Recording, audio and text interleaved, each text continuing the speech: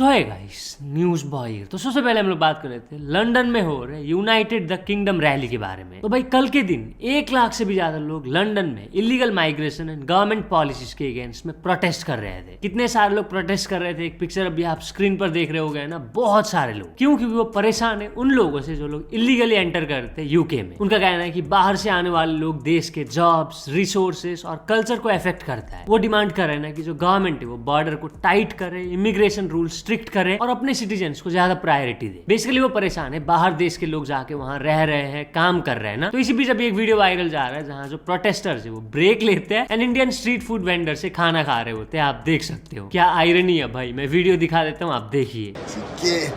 Get out of my country, man. Let me get that. Let me grab that Indian street food.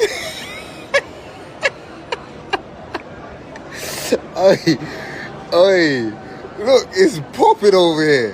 It is popping over here. They've probably never made so much. They've probably never made so much money. Ah, God bless them, man. Also protest का बात हो रहा तो बात करते हैं we hate the cold के बारे में। इनका आपने ये वाला वायरल वीडियो तो जरूर से देखा होगा नेपाल प्रोटेस्ट के दौरान का। ये नेपाल में पीस ढूंढने गए थे लेकिन खतरनाक ट्रॉमा उनको मिल गया ना। नेपाल में जब प्रोटेस्ट चल रहा था, जब गोलियां वगैरह चल रहा था, तब ये वहीं पे थे एंड उस टाइम पे ये बहुत ज्यादा डर गए थे, काफी ज्यादा भाग रहे थे। फिर भी कैमरा बिल्कुल नहीं छोड़े। लिटरली भाई इनके चैनल पर बहुत ही कम सब्सक्राइबर्स हैं, अभी ऑलमोस्ट 5 लाख सब्सक्राइबर्स हो चुके हैं। जो वीडियो वायरल गया उसमें तो 22 मिलियन व्यूज हो चुके हैं, वो भी सिर्फ 4 दिन के अंदर अंदर। मतलब इससे आप समझ सकते हो कि नेपाल में कितना ज्यादा वायरल हुआ है। सिर्फ नेपाल में नहीं, इंडिया में भी काफी सारे मीम पेजेस इनके वीडियो शेयर कर रहे हैं। तो जो ये नेपाल में जाके इतना ज्यादा वायरल हुआ है, इसके ऊपर वो रिएक्ट करे। ऑफ कोर्स बहुत ही लंबा कैप्शन वो लिखे है, मैं पूरा नहीं पढ़ूंगा, मैं पढ़ देता हूँ ना। सबसे पहले वो लिखते हैं, मेरे वीडियो में 16 मिलियन व्यूज आ चुके हैं, कई आर्टिकल्स बने, नेपाल में रातों रात लोग मुझे जानने लगे और मेरे फेवरेट इन्फ्लुएंसर्स ने भी मुझे मैसेज किया। अगर मेरा 14 साल का वाला वर्जन मुझे आज देखता तो बहुत खुश होता, उसे अच्छा लगता कि मैंने कभी हार नहीं मानी। जब कोई मुझे नहीं देख रहा था, जब पैसे कम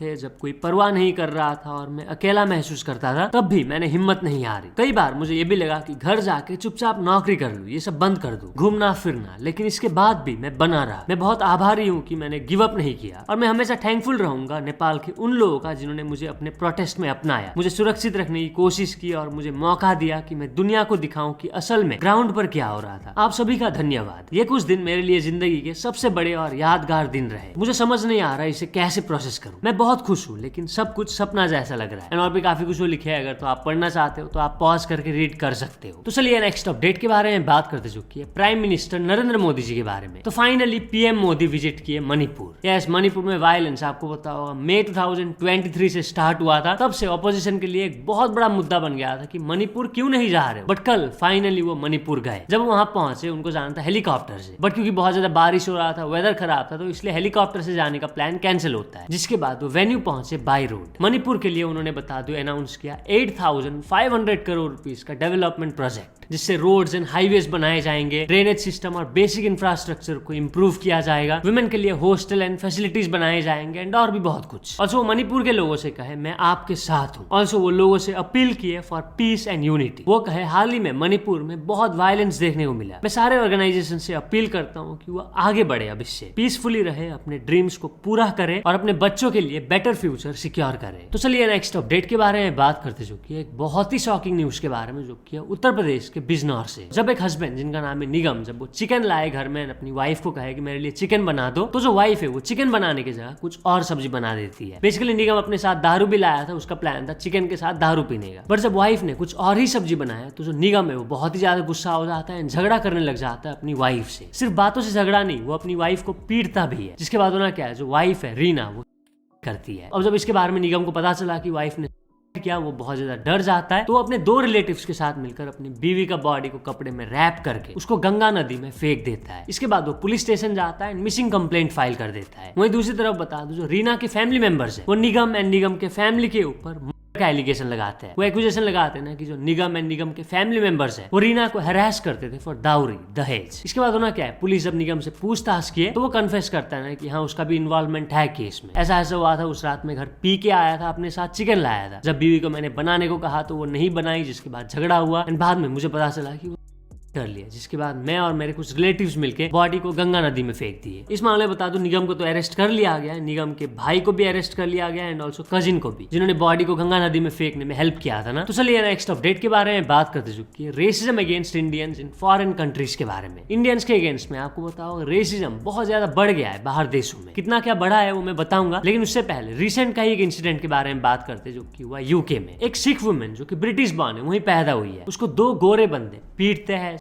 असॉल्ट करते हैं, करते हैं। बर्मिंघम जो शहर है उसी के आसपास हुआ ये इंसिडेंट, सुबह 8 साढ़े 8 बजे के अराउंड। जो वुमेन है वो बताई कि जब वो 2 बंदे उसके ऊपर अटैक कर रहे थे तो वो रेसिस्ट रिमार्क पास कर रहे थे। वो 2 बंदों ने लड़की को कहा तुम इस कंट्री में बिलोंग नहीं करते, गेट आउट। इस मामले में बता दो, जो पुलिस है वो 2 बंदों को ढूंढने में लगे हुए हैं। तो चलिए नेक्स्ट अपडेट के बारे में बात करते चुकी है, invisible boycott of India versus Pakistan match के बारे में। India versus Pakistan cricket match आपको पता होगा आज हो रहा है, जो कि बहुत सारे इंडियंस बिल्कुल भी नहीं चाहते थे। बहुत सारे बड़े बड़े पेजेस जो क्रिकेट से रिलेटेड न्यूज देते हैं वो सारे बॉयकॉट कर रहे हैं ना इंडिया वर्सेस पाकिस्तान मैच को। तो इसके चलते जो बीसीसीआई के ऑफिशियल्स है उन्होंने डिसाइड किया है to distance themselves from the upcoming India versus Pakistan match. मतलब जितने भी बीसीसीआई ऑफिशियल्स है वो मैच देखने दुबई नहीं जाएंगे। एंड अभी तक बता दूं, कोई भी बीसीसीआई के सीनियर ऑफिशियल्स दुबई नहीं पहुंचे हैं। इसी साल कुछ महीने पहले जब चैंपियंस ट्रॉफी में इंडिया वर्सेस पाकिस्तान का मैच हुआ था, तब बता दूं जितने भी बीसीसीआई के टॉप ऑफिशियल्स थे वो सारे गए थे मैच देखने। बट इस बार रिपोर्ट के हिसाब से बीसीसीआई के कोई भी टॉप ऑफिशियल्स मैच देखने नहीं जाएंगे। रिपोर्ट के अकॉर्डिंग सिर्फ राजीव शुक्ला जो कि एक्टिंग प्रेसिडेंट है बीसीसीआई के and also executive board member है एशियन क्रिकेट काउंसिल के, वो जाएंगे मैच देखने। ऑल्सो आईसीसी के जो चेयरमैन है जय शाह, वो तो यूएस में है, इसलिए वो आएंगे नहीं मैच देखने। बीसीसीआई ये जो डिसीजन लिए इसको वो इनविजिबल बॉयकॉट कह रहे हैं ना। और बता दो, जब बीजेपी के एमपी अनुराग ठाकुर को इसके बारे में पूछा गया कि ये मैच क्यों हो रहा है, तो वो कहते हैं मल्टीनेशनल टूर्नामेंट जो एसीसी या आईसीसी करवाती है, वहां पे किसी भी देश के लिए मजबूरी या जरूरी हो जाता है भाग लेना। अगर वो नहीं लेंगे तो उस मैच का पॉइंट दूसरी टीम को मिल जाएगा। तो इसलिए ये मजबूरी है कि मल्टीनेशनल टूर्नामेंट में आपको खेलना ही पड़ता है। लेकिन बायलैटरल टूर्नामेंट भारत पाकिस्तान के साथ नहीं खेलता पिछले कई टाइम से, और तब तक नहीं खेलेगा जब तक पाकिस्तान भारत में आतंकवाद हमला बंद नहीं करता है और जब तक पाकिस्तान आतंकवाद को खत्म नहीं करता। तो इसके ऊपर रिएक्ट करे ध्रुव राठी, वो कहे आईसीसी का चेयरमैन अमित शाह का बेटा है। सो आप ये कहना चाह रहे हो कि compulsion to do this comes from Amit Shah himself. Basically वो कहना चाह रहे हैं कि जो आईसीसी के चेयरमैन है जय शाह, अगर वो चाहते तो ये मैच वो कैंसिल भी करा सकते थे, क्योंकि क्रिकेट कौन चलाता भाई, आईसीसी, एंड आईसीसी के चेयरमैन कौन है, जय शाह। और बता दो, जो आज मैच हो रहा है इसके ऊपर रिएक्ट करते हुए फ्लाइंग बीस लिखे, मुझे क्रिकेट पसंद है, हमेशा पसंद रहेगा, बट ये India versus Pakistan match feels wrong. BCCI made it clear when it came to choosing between nation and revenue, they chose revenue. Also अभियन न्यू भी इससे रिलेटेड एक वीडियो पोस्ट किए थे, मैं छोटा सा क्लिप दिखा देता हूँ, आप देखिए। इंडिया पाकिस्तान की एशिया कप की मैच भारत के लिए एक दाग है और पाकिस्तान हम पर हंस रहा है।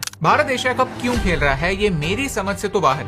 हो सकता है कि किसी बड़े नेता ने ऑलरेडी अपना कट ले लिया हो। पेट्रियटिज्म की एक्सपेक्टेशन सिर्फ और सिर्फ आम लोगों से ही होती है। एंटी नेशनल सिर्फ आम लोग ही हो सकते हैं। लीडर्स वही करेंगे जो प्रॉफिट लाता है। 26/11 के अटैक्स हुए, फिर जब आईपीएल में अगले साल ऑक्शंस हुए तो किसी भी टीम ने पाकिस्तानी प्लेयर्स को सिलेक्ट नहीं किया। तो बॉलीवुड के बादशाह शाहरुख खान कहते हैं पाकिस्तानी प्लेयर्स दुनिया के बेस्ट T20 प्लेयर्स हैं, वो चैंपियंस हैं। वो तो ये भी कह गए कि पाकिस्तान को आईपीएल से एक्सक्लूड करना ह्यूमिलिएटिंग है। एक्सक्लूड पाकिस्तान हो रहा है तो आपको ह्यूमिलिएशन क्यों फील हो रहा है? हमेशा हम इंडियंस ही हैं जो कहते हैं कि आओ भाई, आप हमारे देश में घुसो, हम पर टेरर अटैक करो, फिर भी हम इसे पकड़कर नहीं बैठेंगे। भारतीय लोग, पाकिस्तानी लोग एक ही हैं, भाई भाई है। लेकिन वो क्या कहते हैं? देखिए, टू नेशन थ्योरी से लेके आज तक की बहुत लंबी हिस्ट्री है। हम उस पर बिलीव करते हैं, टू नेशन थ्योरी पे मैं करता हूँ। देखिए, एक हमारा एक आइडियोलॉजी है। They never equate India with Pakistan because अगर इंडिया और पाकिस्तान सेम है तो पाकिस्तान के वजूद का कोई मतलब ही नहीं। अगर एक है तो एक ही बन जाओ। भारत में जो वायलेंस होता है उसके लिए जिम्मेदार सिर्फ और सिर्फ पाकिस्तान। इसे एजेंडा सेट करना कहते हैं, जो हमें सीखना ही होगा। और एशिया कप ना खेलकर ये एजेंडा सेट करने का एक बढ़िया मौका हमारे पास था, जो हमने सैडली खो दिया। 1980s में अमेरिका और यूएसएसआर के बीच कोल्ड वॉर चल रही थी। उस समय अमेरिका ने अपनी पावर दिखाई और सिर्फ खुद ही नहीं, 60 देशों को भी फोर्स कराया कि वो 1980s में होने वाले मॉस्को ओलंपिक्स को बॉयकॉट करें। क्या तब अमेरिका ने सोचा कि अरे हमारे मेडल्स कम हो जाएंगे? ब्रॉडकास्टिंग राइट्स नहीं बिकेंगे। स्पोर्ट्स को और पॉलिटिक्स को अलग अलग रखना चाहिए। ये होता है असली पावर प्ले। अगर अमेरिका ओलंपिक्स को बॉयकॉट कर सकता है तो भारत भी एशिया कप को तो बॉयकॉट कर ही सकता है। अगर ब्लैक लाइव्स मैटर को क्रिकेट से लिंक किया जा सकता है तो पाकिस्तान के आतंकवाद को भी किया जा सकता है। अगर साउथ अफ्रीका को पूरी दुनिया बॉयकॉट कर सकती है तो हम भी प्रेशर लगाकर पाकिस्तान को बॉयकॉट कर सकते हैं। ऑफ कोर्स अगर हम हिम्मत दिखाएं। इसके अलावा पहलगाम टेरर अटैक के कुछ विक्टिम्स के फैमिलीज भी बिल्कुल नहीं चाह रहे थे ना कि ये मैच हो। खैर अब मैच तो हो रहा है, अब हम क्या कर सकते हैं, देखना ही नहीं है भाई, मैं तो नहीं देखने वाला। रिसेंटली बता दो जो आइसलैंड क्रिकेट है वो पाकिस्तान को रोस्ट कर देते हैं। बेसिकली एशिया कप में पाकिस्तान का पहला मैच ओमन के साथ था जो कि पाकिस्तान जीते, लेकिन वो मैच से पहले आइसलैंड क्रिकेट एक ट्वीट किए थे, हम क्रिकेट में हमेशा अंडरडॉग को सपोर्ट करते हैं, इसलिए इस बार हम पूरा सपोर्ट कर रहे हैं पाकिस्तान को। ओमन के अगेंस्ट में जो मैच हो रहा है उसमें आइसलैंड क्रिकेट पाकिस्तान को ओमन क्रिकेट टीम से भी बदतर टीम बता दी है, कहते हुए कि हम क्रिकेट में उस टीम को सपोर्ट करते हैं जो वीक है, इसलिए हम पाकिस्तान को सपोर्ट कर रहे हैं। तो चलिए नेक्स्ट अपडेट के बारे में बात करते चुके हैं प्री वेडिंग फोटोशूट के बारे में जो अभी काफी ज्यादा वायरल जा रहा है, जिसको लेकर बहुत सारे लोगों के अलग अलग ओपिनियंस है ना। बेसिकली उस प्री वेडिंग फोटोशूट में दिखता है जो कपल है वो किस कर रहे होते हैं। ऑफ कोर्स वो मैं यहाँ नहीं दिखा सकता, तो ना इसको एक जन क्रिटिसाइज करते हुए कहें आजकल प्री वेडिंग फोटोशूट RK हो चुका है, couple shares their intimacy on camera, why only Sanatan values are destroying. और जो एक और यूजर इस वीडियो को शेयर करते हुए लिखे थे कुछ बोलूंगा तो विवाद हो जाएगा। अब काफी सारे लोग वो कपल को डिफेंड भी कर रहे हैं ना, जैसे एक जन लिखती है सिर्फ जेलस आदमी एंड फ्रस्ट्रेटेड वुमेन को इससे प्रॉब्लम है। I mean, वो लोग कपल है, क्या उन्हें अलाउड नहीं है ये करने का? ये मंदिर जाके प्रसाद में बच्चे लेकर आएंगे, तुमको क्या है, डोंट वॉच। और जो एक और यूजर लिखता है दोनों मैरिड कपल है, अपने बेस्ट मोमेंट्स एंजॉय कर रहे हैं, इसमें तुम्हें क्या बोलना है। वेल आप क्या सोचते हो इसके बारे में कमेंट करके जरूर बताना। तो चलिए नेक्स्ट अपडेट के बारे में बात करते चुके हैं दो स्कूल पढ़ रही स्टूडेंट्स के बारे में जो बेंगलुरु रोड्स को एक्सपोज कर देती है। वो रास्ता दिखाती भी नहीं है, फिर भी पता चल जाता है बेंगलुरु रोड्स कितना खराब है। मैं वीडियो दिखा देता हूँ, आप देखिए। So, this is where we spend most of our time, in this bus. I'm Nadia. I'm Anya. And I'm Meher. And we're currently stuck in traffic. We live around 14 kilometers away from school. And in the mornings with little traffic. I promise I didn't fake that. These are actually the roads of Bangalore. Anyways, In continue. the morning it takes around 20 minutes to reach school, but in the evening it takes around 1.5 to 2 hours to reach back home.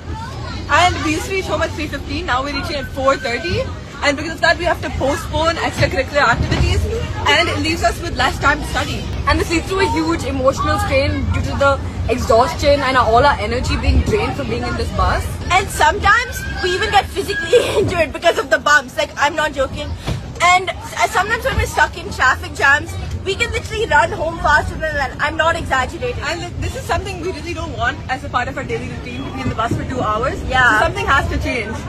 Please help us. This cannot be the new normal. Thank you. तो चलिए next update के बारे में बात करते चुकी है BJP के एक स्पोक्स पर्सन गौरव भाटिया के बारे में। आपने इनको अक्सर टीवी न्यूज चैनल पर जो डिबेट होता है उसमें देखा ही होगा। तो इनका एक वीडियो वायरल जा रहा है जहां ये बिना पैंट्स के दिखे on live TV debate. Live चल रहा था डिबेट एंड वो बिना पैंट पहने डिबेट करने आ गए। ये वीडियो बता दूं काफी ज्यादा वायरल जा रहा है। तो चलिए नेक्स्ट अपडेट के बारे में बात करते चुकी है मोहल्ला, गाँव, बस्ती के बारे में। अक्सर जो गाँव में रहने वाले लोग, मोहल्ला में रहने वाले लोग, बस्ती में रहने वाले लोग, आपको पता होगा उनका बहुत बड़ा ड्रीम रहता है कि वो भी जाके शहर में बड़े बड़े बिल्डिंग्स में रहे। बट क्या होता है जब आप एक बार कमाने लग जाते हो एंड बड़े बिल्डिंग्स के अपार्टमेंट में रहने लग जाते हो तो क्या आप सच में बहुत खुश होते हो? वेल इससे रिलेटेड एक लेडी का वीडियो वायरल जा रहा है ना, आप देखिए। कसम से बोल रही हूँ, ये जो ऊंची ऊंची बिल्डिंगें होती है ना, कुछ ऐसी बिल्डिंगें, सच बता रही हूँ, ये सिर्फ दूर से देखने में अच्छी लगती है। जब तक मैं यहाँ पे नहीं रहती थी तब तक मुझे लगता था कि बिल्डिंग में रहना कितना आरामदायक होता है, मतलब बहुत ही ज्यादा चक्काचौंध होती है, लाइट्स होती है, वहाँ पे रहने का अपना अलग ही मजा है। पर जब मैं यहाँ पे शिफ्ट हुई तब मेरे सारे मजे निकल गए। ये बिल्डिंग का मुझे जेल ज्यादा लगने लगा है। अब यहाँ पे कोई किसी से बात ही नहीं करता है। हमें 4 साल हो गए यहाँ पे शिफ्ट करे, लेकिन हमारे पड़ोस के घर में कौन रहता है, कब बाहर जाता है, कब घर में आता है, हमें पता ही नहीं चलता। और अब मुझे ऐसा लगता है कि शायद काश हमारे पास 1-2 पड़ोसी ऐसे होते जो हमारे घर पे आके बैठते, बातें करते, साथ में चाय पीते, लेकिन ऐसा कुछ भी नहीं होता है। कभी कभी यहाँ पे बारिश होती है तो फिर मुझे ऐसा लगता है कि काश हमारे पास एक छत होती तो हम बारिश में जाके भीग लेते। हम नीचे भी जा सकते हैं, लेकिन लिफ्ट से जाओ, फिर नीचे जाओ, फिर अपने गीले कपड़े लेके लिफ्ट से वापस आओ ऊपर, इसलिए उसको इग्नोर करते हैं। और जब मोहल्ला छोड़ के सोसाइटी में शिफ्ट हो जाते हैं तो रिश्तेदार भी सारे खत्म हो जाते हैं। रिश्तेदारों का आना जाना ही बंद हो गया है। कभी कभी मोहल्ले की बहुत ज्यादा याद आती है। मतलब यहाँ पर इतना ज्यादा सन्नाटा रहता है कि एक म्यूजियम के अंदर भी इतना सन्नाटा नहीं रहता होगा। जब मैं मोहल्ले में रहती थी तो कभी बर्तन वाले आ रहे हैं, कभी जीरा बेचने वाले आ रहे हैं, कभी कपड़े बेचने वाले आ रहे हैं, कभी चटाई बेचने वाले आ रहे हैं, कभी आइसक्रीम की घंटी टन टन जो आवाज आती है वो आ रहे हैं, कभी कुल्फी वाला आ रहा है, बच्चे आ जाते हैं, खेल खेलने के लिए घर में, पड़ोसी आ जाते हैं, 2-2 घंटे तक बैठे रहते हैं, बातें करते हैं। यहाँ अगर गलती से किसी से आई कांटेक्ट हो गया, कोई किसी को ऑफर नहीं करता कि आके घर में बैठ जाओ, थोड़ी बातें करते हैं। गेट के बाहर खड़े होकर 5 मिनट बात करेंगे, उसके बाद वो अपने घर, हम अपने घर। मतलब कभी कभी मुझे ऐसा लगता है कि यहाँ पे रिश्ते बनाने में किसी को कोई इंटरेस्ट ही नहीं है। दरवाजे की घंटी जब भी बजती है जब कोई डिलीवरी वाला आता है। और यहाँ पर एक चीज और है जो मुझे कभी कभी बहुत ज्यादा याद आती है। हमारे मोहल्ले में पहले बच्चे शाम के टाइम क्रिकेट खेलते थे, बॉल्स वाले कुछ गेम्स खेलते थे, तो उन्हें प्यास लगती थी तो वो हमारे घर आते थे पानी मांगने के लिए। काफी शोर शराबा रहता था, पहले वो इरिटेटिंग लगता था बहुत, बट अब जब से यहाँ पे आए तब से तो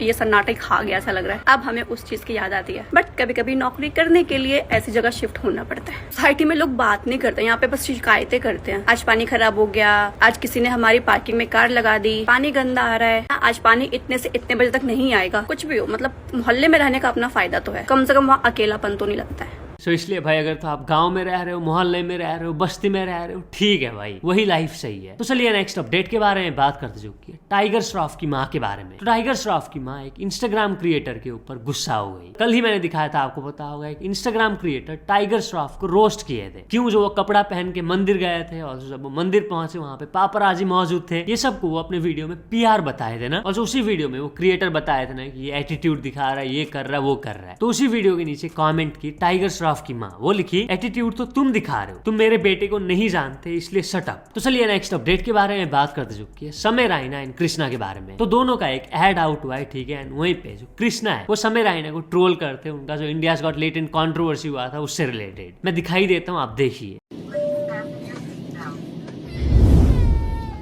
और भाई समय, अगली तारीख कब है तेरी? कर लो भाई डिस, आपका वैसे भी डिस करके ही चलता है। वो कहावत नहीं सुनी आपने, कॉमेडियन से कभी बहस नहीं करते? नहीं, मैंने वो कहावत सुनी है, पॉडकास्टर से कभी कॉमेडी नहीं कराते। पर्सनल कैसे हो रहे हो आप? अरे पर्सनल कहाँ हो रहा हूँ भाई, तारीख ही तो पूछी है मैंने। तू भी तो हुआ है, ये कैसे एक्सक्यूज मी, आप लोग थोड़ा शोर कम करेंगे प्लीज? तेरे ईयरफोन में ANC नहीं है क्या? कृष्णा भाई इतनी मेहनत से डिस्ट्रैक्ट बनाते हैं और तू इतने डिस्टर्बेंस के साथ उसको सुनता है। समय ने तुम्हारे कंटेंट के लिए अपने आप को कैंसिल करवा दिया और तुमसे नॉइज नहीं कैंसिल हो पा रहा। Upgrade amigo, they are the best, like Krishna भाईज रैप्स, नो कैप। समय और बोट दोनों बहुत हाई क्वालिटी चीज है। अरे क्या बात, और दोनों पे केस है।